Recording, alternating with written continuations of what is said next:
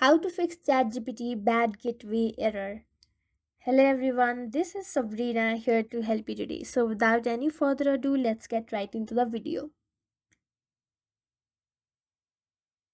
So this problem might have occurred due to server issues. To find out if it is due to server issues, go to Google and then search for ChatGPT server status. And then see if the server is down. If not, you have to see your internet connection. If you have a proper internet connection,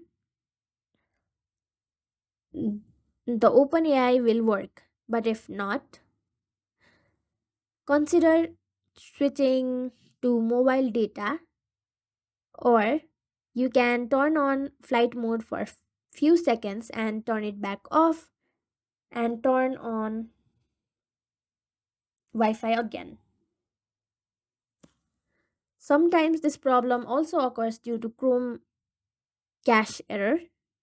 To fix it, tap and hold the Chrome application, tap on App Info, then on its storage section, tap on Clear Cache, and your problem should be fixed. So that's how you do it. Thank you for watching this video. Make sure to like, share, and subscribe to our YouTube channel. If you got any question, comment them down, and I'll catch you in the next one.